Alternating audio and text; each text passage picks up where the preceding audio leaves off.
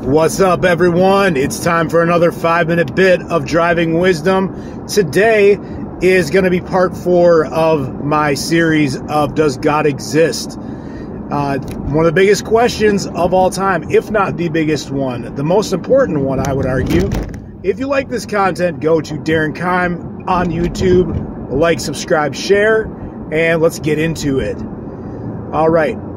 So in the last couple episodes, we've went over how basically we're all exercising a level of faith. Science is, in my opinion, the pursuit of finding out what is. So when we are discovering anything about this world, about this reality, we are discovering how things really are. And that is very compatible with who God is. God is essentially, He is the full embodiment of everything that is. That's what God is, because another word for the full embodiment of what is truth. That's why, to me, God is truth. He is. So if you want to know something about reality, like there's one of the big debates, I went into this a little bit in one of the other episodes, talking about evolution based off of theory, and so if you're believing it, if you're stating it as fact when it's not fact, and you're building worldviews on it, you're building something that is essentially built off of faith. But here's where something, and this might disturb some of my Christian friends that are very much that the Bible, if you believe that the Bible is a literal interpretation in the full regard, then it does not mesh with the theory of evolution. My particular belief is that I'm okay with evolution being true. There actually are ways that you can read the book of Genesis 1 and 2 and have it still make sense while believing that the theory of evolution, if it were to be true, that it can still be compatible with that. But here's the main reason why I'm not afraid to say that if evolution is true, then I'm cool with it. Because if we truly are, as Christians, believers in what is true, we pursue the truth. If it comes out that anything is true that goes against our worldview, but if it's true, then we should never shy away from it. So if it were to be somehow absolutely proven that evolution were true, then it would be in our best interests of being truth seekers, and those who say that we chase after wanting the face of God, wanting to know who God is, that we want to know the full truth. And I know that I take comfort in the fact that if something is true, then I can't be harmed by knowing that. No matter if it's a difficult truth, or if it might make me uncomfortable, or I might need to shift my my beliefs on certain things. If I want the truth will only help me. And as Jesus would say, the truth will set you free. Today I want to kind of get into a little bit about why I think that in the last couple decades we are seeing things in science that are helping to point towards the existence of a higher power, an intelligent designer, something that has a higher level of intelligence than us. We're starting to see there's a couple different theories that are going around that they make a lot of sense.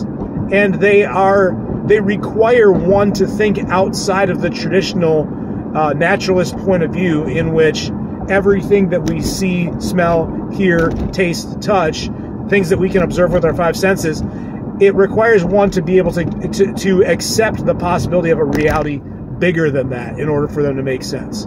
So the one that's going around right now that I think has a lot of promise to it, and it's kind of wild, and it's getting less crazy, I think, the more that I think about it, but it's called the simulation theory. And in that theory, it's essentially saying that we are, what we perceive as our consciousness is something that has been it's a program that's running that makes us think that we are alive and that we feel everything that we feel, but that we're actually plugged into something that is letting us feel like this is reality. So in other words, if you look at what is happening with Meta by Facebook or virtual reality, so Oculus, you've got right now we're at the level where you put on goggles and you can kind of like swing your hands around and it sort of feels real. It doesn't look real yet, but we're getting there. I remember when the regular Nintendo came out. The regular Nintendo came out and we were like, obviously these are cartoon graphics, but we still loved it. And we're like, I remember certain games like Tecmo Super Bowl. Oh yeah, the graphics are way better than the original, or Super C versus instead of regular Contra. Talking about how good the graphics were. Now we're at PlayStation 5. We're at Xbox One X. We are at the level where these are on certain things like Madden and whatnot, like they're looking pretty close to being real. Still, the movements are a little off, but I guarantee you there will be a day when we get there when everything will look exactly like in real life. And not only will things look that way, they're going to come out with suits. They're going to come out with possibly implants that connect you neurally right to your visual cortex, to where you don't even need to open your eyes and you're seeing things just as real as if it's real. These things are coming along the line, and we could be, according to some people, Elon Musk being one of them, he thinks that we are more likely than not in a simulation. So everything that we see and feel and hear, at some point, there's going to be an advanced level of technology to where we can make people feel it. And his point is, we're already there. Here's what I find interesting. Now, I'm going to go into my theory, and I'm going to use Minecraft, which is one of my favorite games, to describe what my theory is on it. So if you are a character in Minecraft, let's say that you are at a level where they've made you with such good artificial intelligence that you're living in this Minecraft world and you're going around and you're doing everything and you're building a home and you're cutting down logs and building a farm and making all these great works, but you're the character inside of that game. Everything to you, what if everything to you looked real, like the axe that you hold on to, or the diamonds that you mine and then you make into a sword? They all feel and look real, but you're inside of the game. So unless you are willing to, as the person inside that game, to be able to conceive of a reality that is outside of it, you will forever think that the reality that you are in is it. But we know, as the creators, humans who have created the game Minecraft, the programmers know that obviously there's a world outside of it.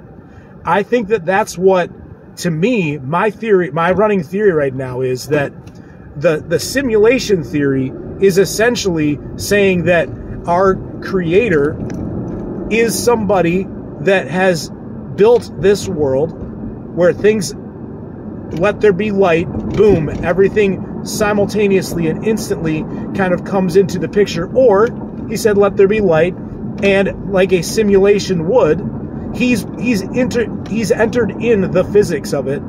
He knows all the parameters, and he's letting it go, and he's letting it do its thing, offering alterations when necessary, sometimes not. But the point is, he's all-knowing, and we don't know when it's going to happen, but it could be something where he intervenes or he doesn't. He knows better. That's the point. If you are a theist, that's what you would argue. An all-knowing source doesn't have to follow what we think makes sense in order for it to still be all-knowing, all-powerful, all-good. All right. That's a fun little thing to kind of jump into, and I'll talk on it some more in the next one. So the simulation theory is something that technology right now has brought to us, that we can start to look at like smaller models or versions of this, a template of what could be, where all of a sudden everything that these sacred religious texts are talking about, we can plug things in, and they've nailed it on the big things, the all-knowing, all-powerful, outside of time. If you are a programmer and you've created Minecraft, your time frame is independent of the character in the game. Time is not even the same for you. You can make it irrelevant if you want, to where there is no such thing as time in their realm or vice versa. To them, they might think that it's an eternity, and to you, it's a couple seconds. So these are all things that we are seeing an example of. And prior to this technological rise, we would have said, I don't see God anywhere. Where is he? You're trying to say that all of this, like, if all of this came from something, but we can explain it all, how it all got here, then what do we need God for? Suddenly, like, this whole world that we see, we're starting to see how we can develop things like this. So why would we think that we aren't the ones that have been developed? So I will leave you with that. I've been going over on all of these, but they're fun to talk about. If you like this content, go to Darren Keim on YouTube. Like, subscribe, share. Looking forward to talking to you guys tomorrow. You guys have a good one. Thanks. Bye.